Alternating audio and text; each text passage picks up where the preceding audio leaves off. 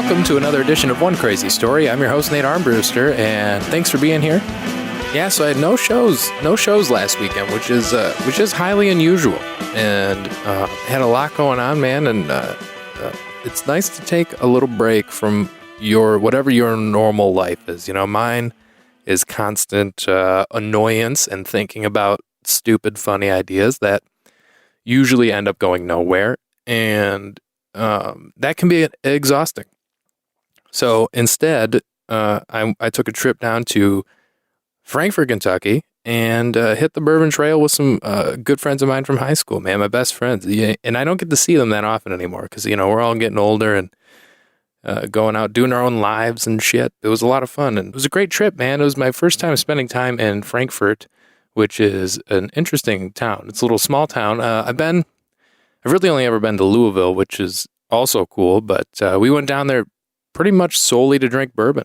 You know, did the whole Bourbon Trail thing, which was kind of interesting. I love this trip, though. I love taking this trip because it was so affordable. It wasn't very expensive at all, and which is good because that's my ideal trip, man. I'm broke, okay? I'm trying to have fun with the least amount of money I can. You know what I'm saying? So I drove down separately because I came from Chicago. My friends came from Detroit. So we met in Frankfort, and on the way down, I got so hungry, and I bought a bag of pistachios without the shells. Yeah, because I'm driving a car. I don't want to have to peel the shell of a pistachio. Are you kidding me? Do you know who I am? I'm not peeling the shell of a pistachio. How privileged is that? Which means, and I fell for it too. I was like, oh, without the shell, without all that work. I was that lazy that I bought a bag of pistachios without the shell.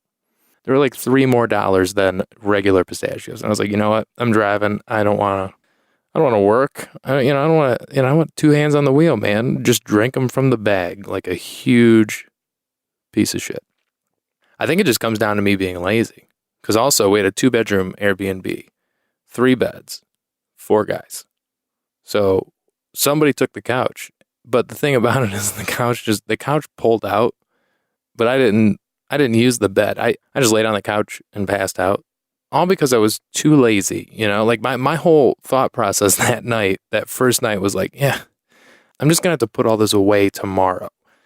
And that's sad. That's definitely not like good. You know, that's my thought process on life. That was my way of convincing myself to just sleep on the couch. I was like, no, you know what? I'm just going to have to put all this shit away tomorrow. I don't want to have to deal with it. But I'll tell you what, man, Frankfort, Kentucky, I love you. Thanks for having me. I appreciate your hospitality and great bourbon, by the way. So if you're ever down there, make sure you check it out. You won't regret it. You'll have a good time. And even if you don't drink bourbon, you should still go and force yourself to drink bourbon because it'll grow on you. And if you ever go, might I suggest you stay in an Airbnb on a somewhat sketchy street that is across the street from what looked like a group home, maybe, like, you know, just a lot of characters outside walking around. You know, like when I pulled in, I drive a truck, like similar to a Ford Ranger, right? So if you can picture that. And as I pull in, I see 2 people pushing a very, very large woman in a wheelchair, which, you know, that's cool. People got to get somewhere. That's fine. But this woman in the wheelchair is waving to me and pointing to her back. And I was like, oh boy, it's going to be one of these. It's going to be one of these weeks, you know?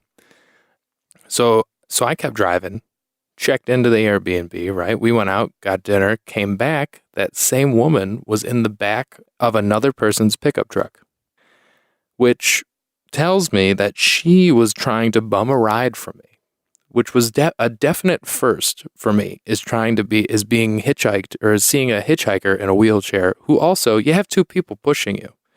Sure, you'll get there faster if you're in the bed of a truck, but I'm sure she made it to her destination.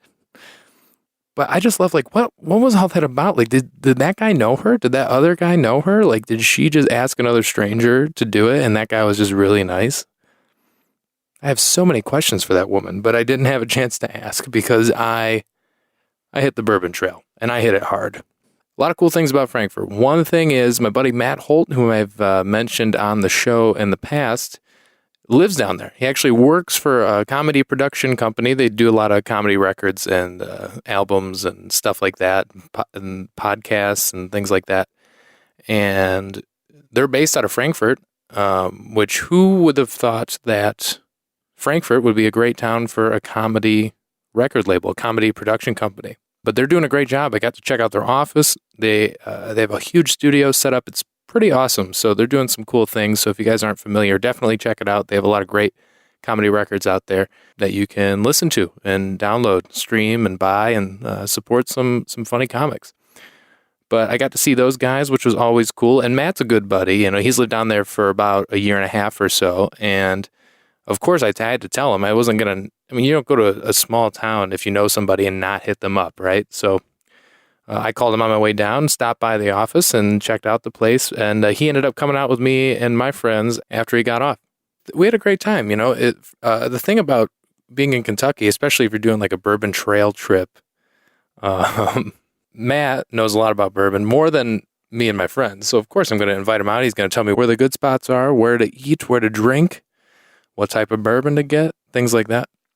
Got a little drunk. We drank quite a bit of bourbon at this place called Bourbon on Main, which was pretty awesome, great food.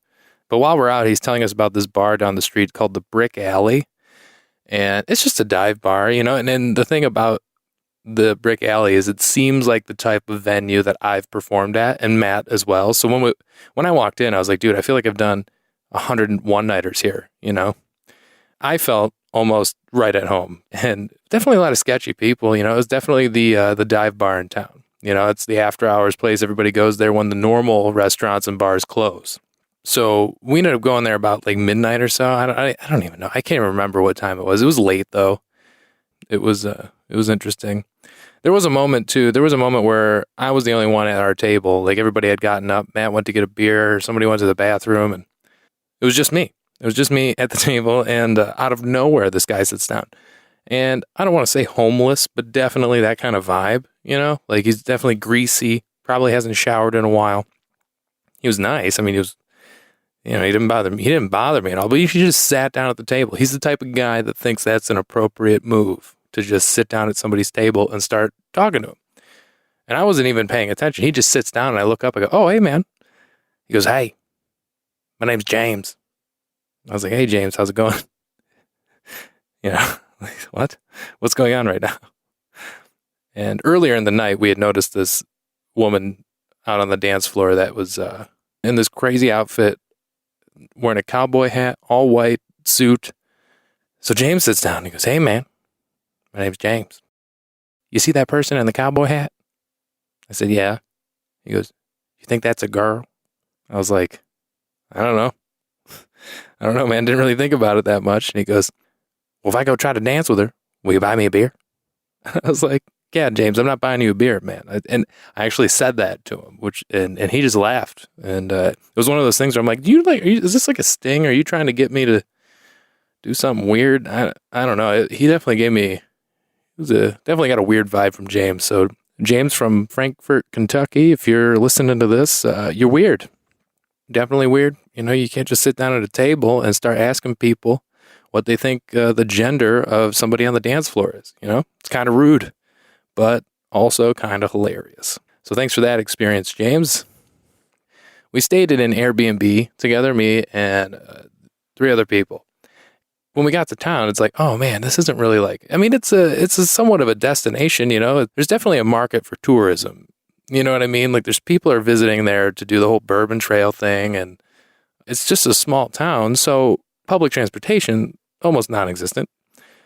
You can't just drink and drive, you know? I mean, when you go on a trip just to drink bourbon, it's probably not a good idea to drive anywhere. So before we went out, I was like, man, we should see if we can get like a Lyft or an Uber. So we actually got a Lyft ride to downtown Frankfort, and on the way there, the driver we had he was an interesting guy. He was definitely... He would have been like James's cousin, you know, if that makes sense. Probably was. Actually, it might have even been James at this point. I don't really remember much of what they were both like or what they both looked like.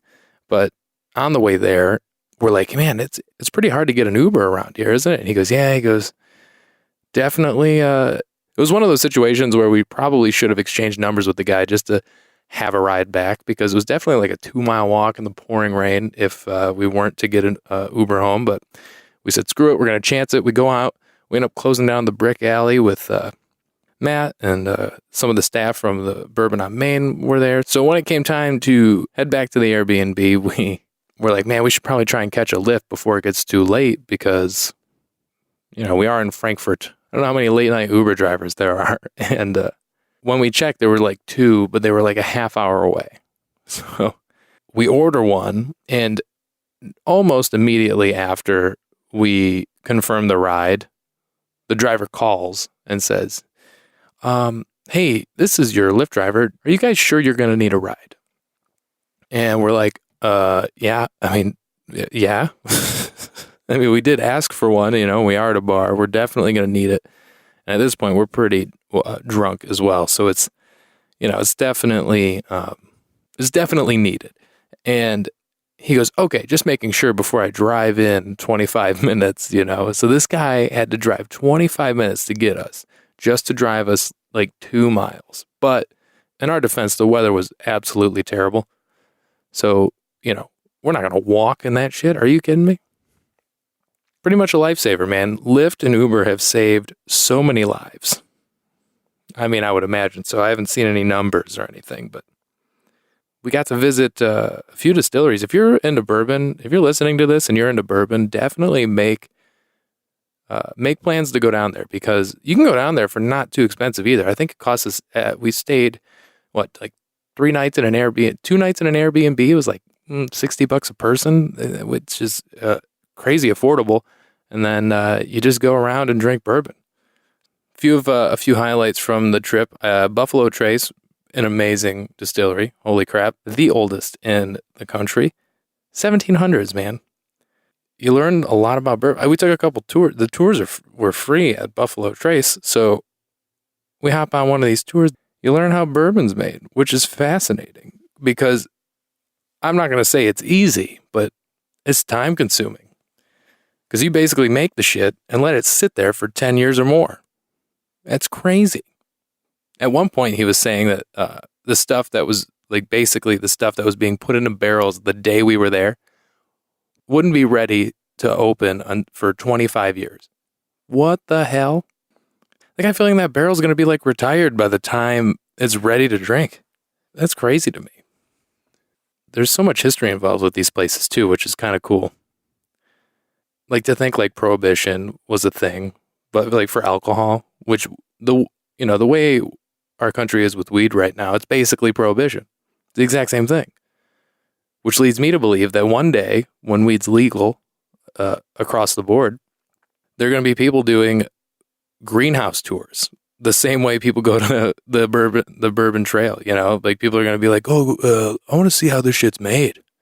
Oh, and then we can sample the shit, and then buy a bunch of and then they'll have certain strains that are only available to a certain tour.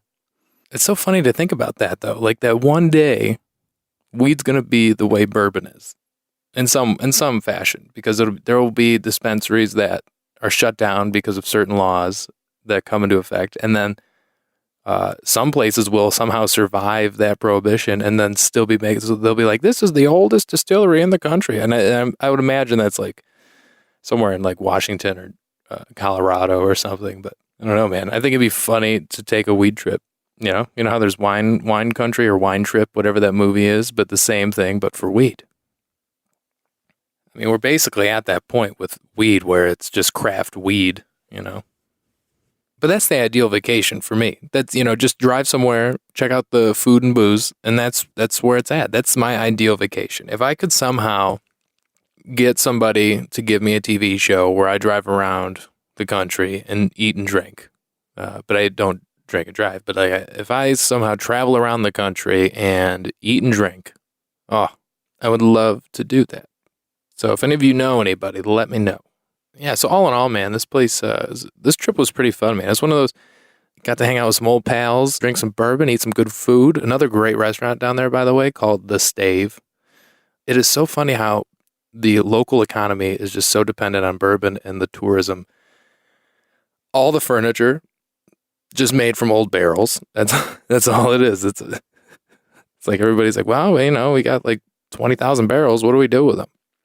So everybody's got an end table made out of a bourbon barrel, and it's kind of cool. I don't know. It's definitely got it's got a nice vibe, the old Bourbon Trail. I like it.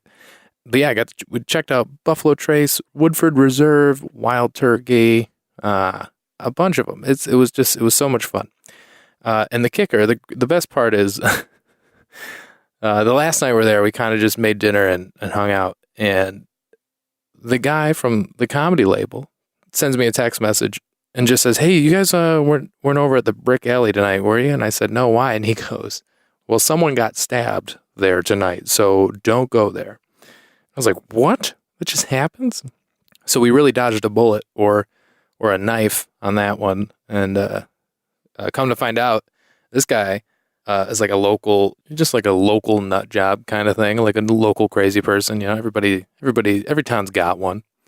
And apparently he got into it with the bartender, and she grabbed his arm, kicked him out, and he kind of broke a bottle and, kind of went crazy. He left, came back with a knife, and attacked her. I don't think he hurt her. I don't think he really hurt her, though, which thank God. But, Jesus Christ, man. Also, this is a town where everybody knows you. How dumb are you? I don't think I'd ever commit a crime. I think I'm a pretty good person. I don't think I would ever be driven to stab somebody. But, if I'm going to do it, I'm not doing it in the town where oh yeah, that was Chuck. Yeah, he owns the barber shop. There's witnesses everywhere. You can't just be like, anybody see who that was? Oh yeah, it was Chuck. Yeah, it was. You got 40 witnesses and they all know your fucking name. It'd be crazy if you knew how many times you almost died or almost got hurt or something. Something bad almost happened to you. Because I don't mean just car accidents, but what?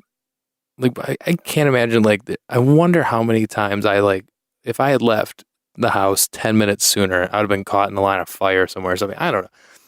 Is that weird to think about? How many times you almost died?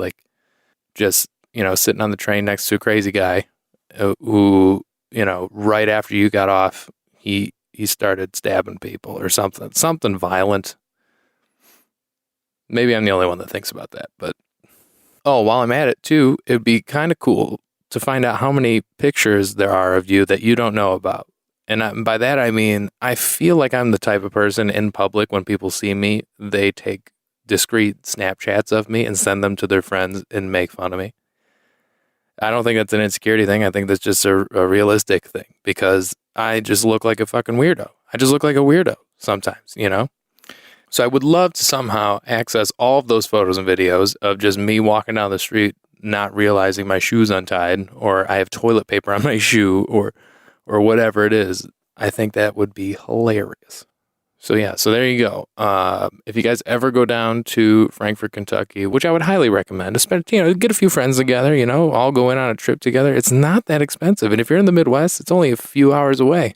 That's it. So make it happen, man. Go down there, drink some bourbon, eat some good food. Yeah, you'll enjoy yourself. So thank you so much for listening. If you guys haven't had a chance yet, head on over to iTunes, Apple Podcasts, all that stuff, Stitcher Radio, iHeartRadio, Spotify, all of them. Just go to all of them. Hit subscribe. Listen on all of them. I'm really trying to grow the show. So if you guys don't mind listening to it, telling your friends about it, hopefully you're enjoying it. And if you want to come see me live, hit me up. I'm on Instagram, @NateComedy, @OneCrazyStory. Ask me any questions. Tell me any stories you got. Have you ever been to the Bourbon Trail? Let me know. I'd love to hear what you thought. Have you ever met James? Have you ever been to the Brick Alley? Good Christ. If you have, let me know. Because that place, that's not the first time somebody's been stabbed there. You know what I mean? So definitely let me know if you've ever been down there. Just say what's up. You can email me at onecrazystory@gmail.com. I'd love to hear from you. And thank you so much for listening. As always, I appreciate you listening, and I'll talk to you next week.